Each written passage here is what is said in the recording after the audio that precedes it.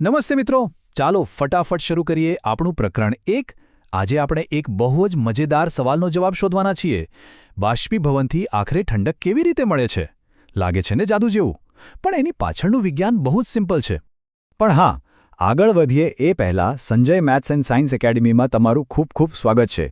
મને ખબર છે કે તમને બધાને કંઈક નવું શીખવાની બહુ જ ઉત્કંઠા છે અને એટલે જ આપણે આ વિજ્ઞાનની સફર સાથે મળીને ખેડીશું। તો ફટાફટ જોઈ લઈએ કે આજે આપણે શું કવર કરીશું। આપણે પ્રકરણ 1ની શરૂઆત કરીશું, બાષ્પીભવન અને ઠંડકનો સંબંધ સમજીશું, પછી એસિટોનનો એક જાદુઈ પ્રયોગ જોઈશું, પરસેવો અને પાણીના છંટકાવની વાત કરીશું અને છેલ્લે એક સરસ મજાનો સારાંશ જોઈશું। ચાલો સૌથી પહેલા વિભાગ 1 પર જઈએ, આપણી આસપાસમાં દ્રવ્ય।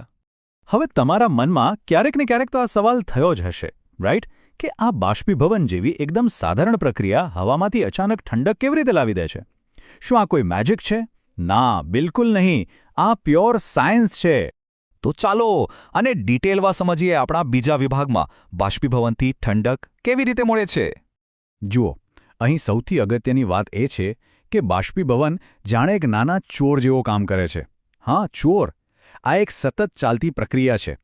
પ્રવાહીના જે કણો હોય છે ને, એ વરાળ બનવા માટે પોતાની આસપાસના વાતાવરણમાંથી સતત ગરમી એટલે કે ઊર્જા ખેંચતા રહે છે।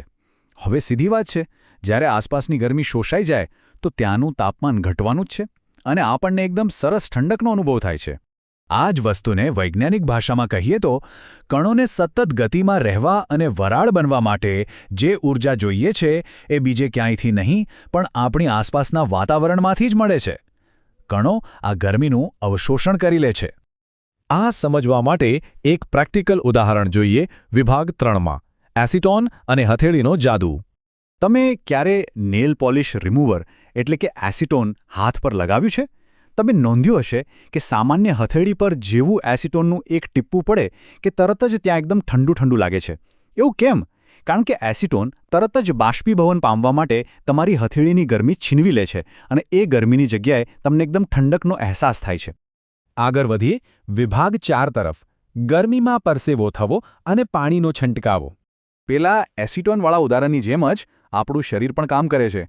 ઉનાળાની કાળઝાળ ગરમીમાં જ્યારે આપણને પરસેવો થાય છે ત્યારે પરસેવાના આ ભેજવાળા ડીપા આપણા શરીરની અંદરની ગરમીને ખેંચી લે છે અને પછી બાષ્પીભવન પામીને હવામાં ઉડી જાય છે।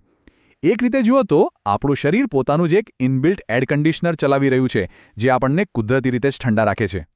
અને એટલા માટે તો ઉનાળાની બપોરે લોકો પોતાના ઘરની ગરમ છત કે આંગણામાં પાણી છાંટે છે। પાણી જેવું ધગધગતી સપાટી પર પડે એ તરત જ વરાળ બનવા માટે એ સપાટીની બધી જ ગરમી શોષી લે છે।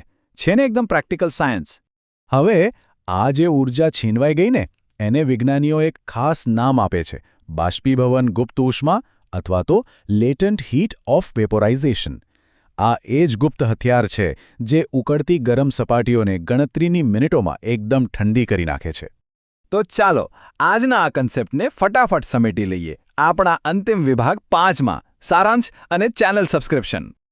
એક્ઝામ માટે બસ આ એક જ મુખ્ય લાઇન યાદ રાખજો, જ્યાં પણ બાષ્પીભવન થાય છે તે હંમેશા તેની આસપાસની ગરમીને શોષી લે છે અને ગરમીના આ જ શોષણને કારણે આપણને ઠંડકનો અનુભવ થાય છે। આખો કન્સેપ્ટ આ એક જ વાક્યમાં છુપાયેલો છે। આજે વિજ્ઞાનના આ કન્સેપ્ટને આપણે ખૂબ જ સરળતાથી સમજ્યા।